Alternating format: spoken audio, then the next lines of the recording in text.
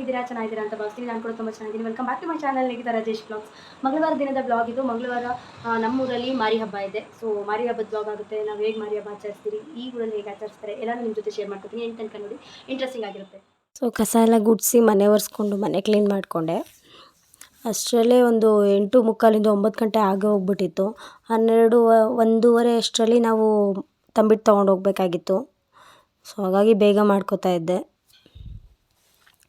ಅದಾದಮೇಲೆ fresh up ಆಗಿ ಬಂದು ಪೂಜೆನ ಸ್ಟಾರ್ಟ್ ಮಾಡಿಕೊಂಡೆ. ಪೂಜೆ ಮಾಡಾದಮೇಲೆ ಸ್ವಲ್ಪ ತಂಬಿಟ್ಟಿಗೆ ಪ್ರಿಪ್ರೇಷನ್ ಕೂಡ ಇತ್ತು, ಹಾಗಾಗಿ ಬೇಗ ಪೂಜೆ ಮಾಡ್ಕೋತಾ ಇದ್ದೆ.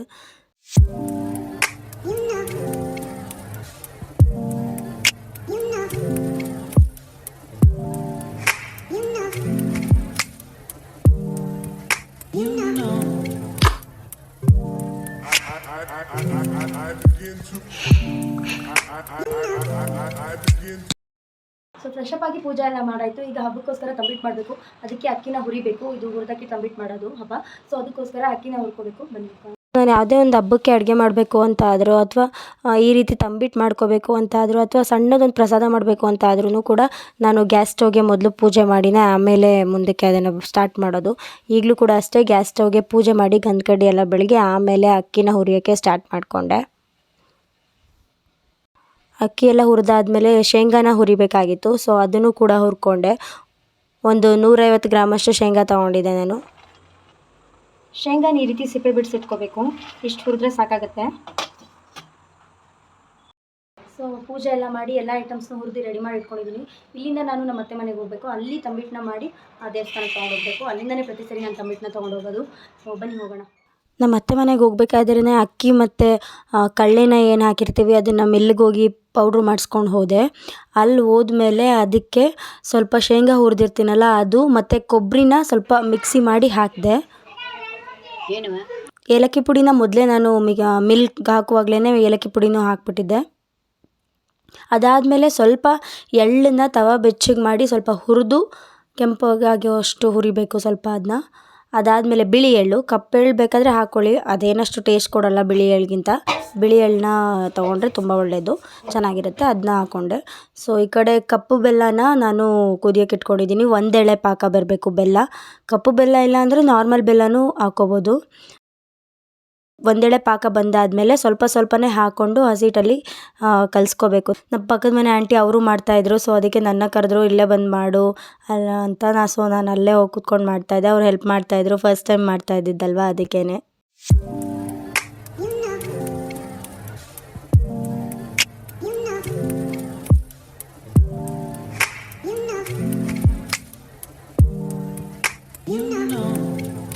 ಮೊದಲು ಅದು ಶೇಪ್ ಸರಿಯಾಗಿ ಬರ್ತಾ ಇರಲಿಲ್ಲ. ಅದು ಬೇರೆ ಪಾಕ ಹಾಕಿರೋದ್ರಿಂದ ಸುಡ್ತಾ ಇತ್ತು ಅದು ಕಲಸೋದಕ್ಕೆ. ಸೊ ಆಮೇಲೆ ಆಂಟಿ ಹೇಳ್ಕೊಟ್ರು, ಸ್ವಲ್ಪ ಹಿಂಗೆ ಒತ್ತದಂಗೆ ಮಾಡು, ಬಾಕ್ಸ್ ಟೈಪು, ಆವಾಗ ಕೆಳಗಡೆ ಹಾಕಿ ಮಲಗಿಸಿ ಹಿಂಗೆ ತಟ್ಟು, ಅವಾಗ ಸರಿ ಬರುತ್ತೆ ಅಂತ ಹೇಳ್ತಾಯಿದ್ರು. ಸೊ ಹಂಗೆ ಮಾಡಿದೆ. ಶೇಪ್ ನೀಟಾಗಿ ಬಂತು. ಇಲ್ಲಾಂದರೆ ಕೂತ್ಕೊಳ್ಳೋದಿಲ್ಲ, ಅದು ಬಿದ್ದೋಗ್ಬಿಡುತ್ತೆ ನೀಟಾಗಿ ಬರಲಿಲ್ಲ ಅಂದರೆ. ಅದಾದಮೇಲೆ 2ನೇದು ತುಂಬ ಆರಾಮಾಗಿ ಮಾಡಿಬಿಟ್ಟೆ. ನನಗಷ್ಟು ಕಷ್ಟ ಅಂತ ಅನಿಸ್ಲೇ ಇಲ್ಲ. ತುಂಬ ಚೆನ್ನಾಗಿ ಬಂದಿತ್ತು. ಆಂಟಿ ಅಂತೂ 3 ಮನೆ ತಂಬಿಟ್ಟನ್ನ ಒಬ್ಬರೇ ರೆಡಿ ಮಾಡ್ತಾಯಿದ್ರು ಪಾಪ. ಆದ್ರೂ ಕೂಡ ನನಗೆ ಮಾಡೋದಕ್ಕೆ ಹೆಲ್ಪ್ ಮಾಡಿದ್ರು. ಈ ಥರ ಮಾಡು ಅಂತ ಹೇಳ್ಕೊಟ್ರು. ಅವ್ರು ಹೇಳಿದ ಥರನೇ ನಾನು ಮಾಡಿದೆ. ಕೊನೆಗೂ ತಂಬಿಟ್ಟು ರೆಡಿ ಆಗೋಯಿತು. ಸ್ವಲ್ಪ ಹೈಟ್ ವ್ಯತ್ಯಾಸ ಆಯಿತು, ಬಟ್ ಅದನ್ನು ಸರಿ ಮಾಡಿಕೊಂಡೆ. ಇನ್ನೊಂದು ಸ್ವಲ್ಪ ಹಿಟ್ಟು ಮಿಕ್ಕೊಂಡಿತ್ತು, ಅದನ್ನು ಕೂಡ ಚಿಕ್ಕದಾಗಿ 2 ಉಂಡೆಗಳನ್ನ ಮಾಡಿಕೊಂಡೆ ಲಾಡು ಥರ. ಅದಾದಮೇಲೆ ನನ್ನ ಮಗಳು ಬಂದು ಕೂತ್ಕೊಂಡು ನಾನು ಮಾಡ್ತೀನಿ ಅಂತ ಇಟ್ಕೊಂಡ್ಬಿಟ್ಟು ತಂಬಿಟ್ಟನ್ನ. ನನಗೆ ಭಯ ಆಗೋಯಿತು, ಎಲ್ಲಿ ನಾನು ಮಾಡಿರೋ ತಂಬಿಟ್ಟನ್ನ ಬೀಳಿಸಿ ಮುರಿದಾಕ್ಬಿಡ್ತಾಳೋ ಅಂತ. ಸದ್ಯ ಅವಳಾಗೇನೂ ಮಾಡಲಿಲ್ಲ. ಕೊನೆಗೂ ನಮ್ಮ ತಂಬಿಟ್ಟು ಮಾಡಿ ರೆಡಿ ಆಗೋಯಿತು. ಸೊ ತಂಬಿಟ್ಟೆಲ್ಲ ಮಾಡಾದಮೇಲೆ ನಾನು ಕೂಡ ಫ್ರೆಶ್ ಅಪ್ ಆಗಿ ರೆಡಿಯಾಗಿ ಹೋಗಬೇಕಾಗಿತ್ತು. ಸೊ ಈ ರೀತಿ ರೆಡಿಯಾಗಿ ಹೋದೆ. ನಾವು ಹೋಗೋಷ್ಟರಲ್ಲಿ ಆಲ್ಮೋಸ್ಟ್ ಎಲ್ಲ ಲೇಡೀಸು ಬಂದು ಕ್ಯೂ ಮಾಡಿ ನಿಂತ್ಕೊಬಿಟ್ಟಿದ್ರು.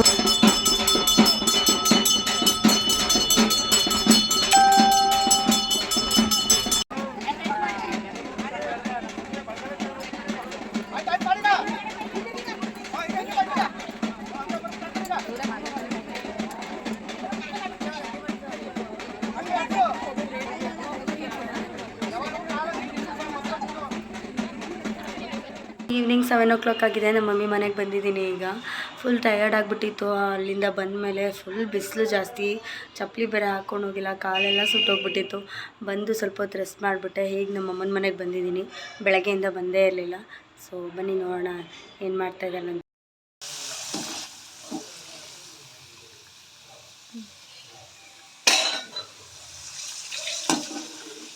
ಫ್ರೆಂಚ್ ಫ್ರೈಸ್ ಮಾಡೋಕ್ಕೆ ಯಾವ್ದಾದ್ರು ಹೋಟ್ಲು ಸೇರ್ಕೊಬಿಡು. ಬೆಳಗ್ಗೆಯಿಂದ ಸುತ್ತಾಡಿ ತುಂಬಾ ಫೇಸ್ ಡಲ್ ಅಂತ ಅನ್ನಿಸ್ತಾ ಇತ್ತು. ಅದಕ್ಕೆ ಒಂದು ಫೇಸ್ ಪ್ಯಾಕ್ನ ತೋರಿಸೋಣ ಅಂತ ಅಂದ್ಕೊಂಡಿದ್ದೀನಿ. ಇದು ಡ್ರೈ ಸ್ಕಿನ್ ಅವ್ರಿಗೆ ತುಂಬಾ ಸೂಕ್ತವಾದ ಫೇಸ್ ಪ್ಯಾಕ್, ತುಂಬ ಚೆನ್ನಾಗಿ ವರ್ಕ್ ಆಗುತ್ತೆ. ಬನ್ನಿ. ಸೊ ಫೇಸ್ ವಾಶ್ ಮಾಡ್ಕೊಂಡು ಬಂದೆ. ಈಗ ಮೊದಲನೇದಾಗಿ ನೋಡಿ, ಹಸಿ ಹಾಲು, ಇದನ್ನು ಕ್ಲೆನ್ಸ್ ಮಾಡೋದಕ್ಕೆ. ಈ ಫೇಸ್ ಪ್ಯಾಕು ಪೂರ್ತಿ ಹಾಲಿಂದ ಮಾಡುವಂಥ ಫೇಸ್ ಪ್ಯಾಕೇ ಆಗಿರುತ್ತೆ. ಸೊ ಇದು ಹಸಿ ಹಾಲು. ಒಂದು 2 ನಿಮಿಷ ಮಸಾಜ್ ಮಾಡ್ಕೋಬೇಕು ಜೆಂಟಲಾಗಿ.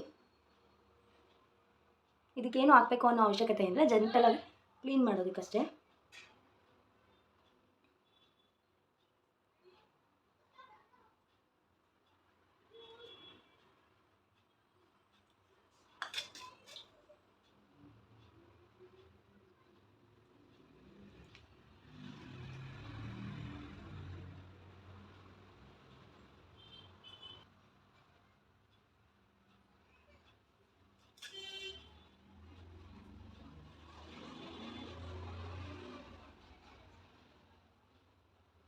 ಸೊ 2 ನಿಮಿಷ ಮಸಾಜ್ ಮಾಡಬೇಕು. ಹಾಗೆ ಮಸಾಜ್ ಮಾಡಾದಮೇಲೆ 2 ನಿಮಿಷ ಬಿಡಬೇಕು.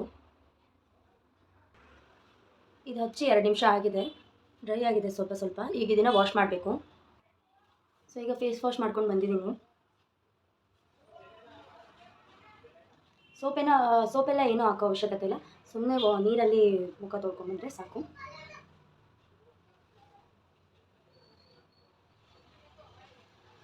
ಸೊ ಈಗ 2ನೇ ಸ್ಟೆಪ್ಪು ಫೇಸ್ ಪ್ಯಾಕ್ ಮಾಡ್ಕೊಳ್ಳೋದಕ್ಕೆ. ಮೊದಲು ಇಲ್ಲಿ ಒಂದು ಅರ್ಧ ಆಲೂಗೆಡ್ಡೆನ ತುರಿದು ಇಟ್ಕೊಂಡಿದ್ದೀನಿ. ಒಂದು 10 ನಿಮಿಷ ತುರಿದು ಹಾಗೆ ಬಿಟ್ಬಿಡ್ಬೇಕು, ಅದು ಸ್ವಲ್ಪ ಅದರ ರಸನ ಬಿಟ್ಕೊಳ್ಳುತ್ತೆ ಆಗ.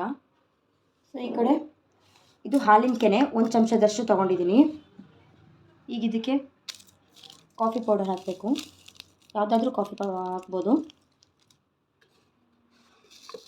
ಸೊ ಸ್ವಲ್ಪ ಶುಗರ್,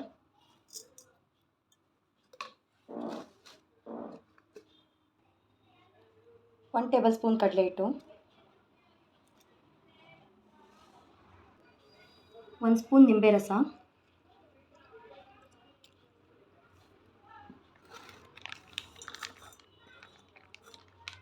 ಹಾಗೆ 1 ಸ್ಪೂನ್ ಮೊಸರು.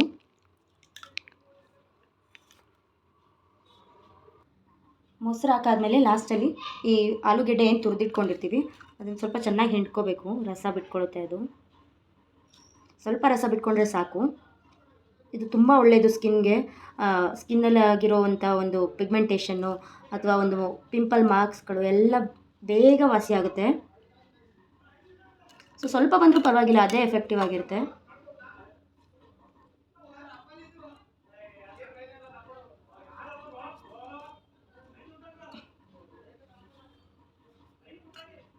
ಸೊ ಇದನ್ನು ಹಾಕೋಬೇಕು.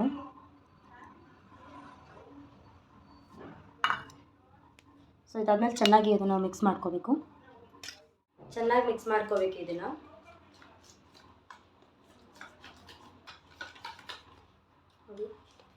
ಮಿಕ್ಸ್ ಮಾಡ್ಕೋಬೇಕು. ಬೇಕು ಅಂದರೆ ಸ್ವಲ್ಪ ಹಾಲು ಕೂಡ ಹಾಕ್ಬೋದು. ಮೊಸರು ಹಾಕಿದ್ದೀನಲ್ಲ, ಸೊ ನಾನು ಹಾಲು ಹಾಕಿಲ್ಲ. ನೀವು ಬೇಕು ಅಂದರೆ ಹಾಕ್ಬೋದು. ಇವಾಗ ಇದನ್ನು ಅಪ್ಲೈ ಮಾಡೋಣ.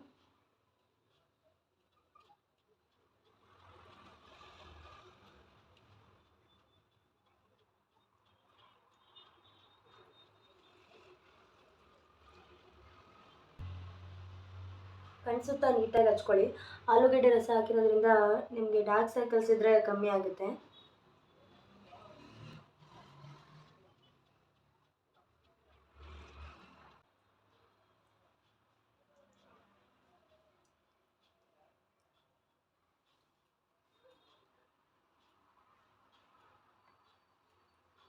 ಸೊ ಇದೊಂದು ಕೈಗೆ ಹಚ್ತೀನಿ, ಈ ಕೈಗೆ ಹಚ್ಚೋದಿಲ್ಲ ನಾನು. ನಿಮಗೆ ಡಿಫ್ರೆನ್ಸಸ್ ಗೊತ್ತಾಗುತ್ತೆ.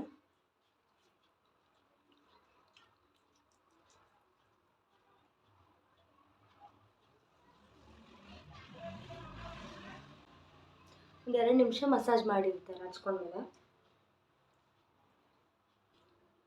ಸೊ ಈಗಿದ್ದು ಒಂದು ಲೇಯರ್ ಹಚ್ಚಾಯಿತು. ಇದು ಹಚ್ಚಿದ ಮೇಲೆ 10 ನಿಮಿಷ ಬಿಡಬೇಕು. ಅದು ಸ್ವಲ್ಪ ಡ್ರೈ ಆದಮೇಲೆ ಇನ್ನೊಂದು ಲೇಯರ್ ಹಚ್ಚಬೇಕು. ಸೊ ನಾನು ಹಚ್ಚಿ 10 ನಿಮಿಷ ಆಗಿದೆ, ಎಲ್ಲ ಒಣಗಿದೆ ನೋಡಿ. ಈಗ ಇನ್ನೊಂದು ಲೇಯರ್ ಹಚ್ಕೊಳ್ಳೋದು.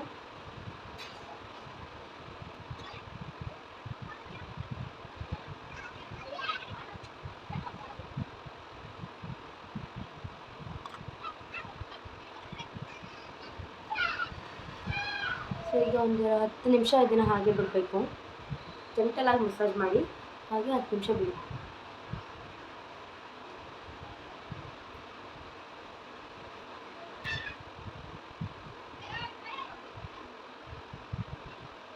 ಹತ್ತು ನಿಮಿಷ ಆಗಿ ಬಿಡಿ. ಸೊ ಇದು 10 ನಿಮಿಷ ಆಗಿದೆ, ಹಾಕ್ಕೊಂಡು ಫುಲ್ ಒಣಗಿದೆ ನೋಡಿ.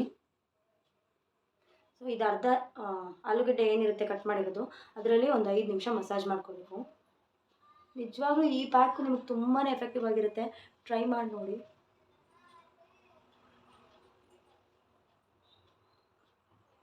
ಸೊ ಈಗ ಹೋಗಿ ಮುಖ ತೊಳ್ಕೊಂಬರ್ತೀನಿ, ನಿಮಗೆ ರಿಸಲ್ಟ್ ಗೊತ್ತಾಗುತ್ತೆ.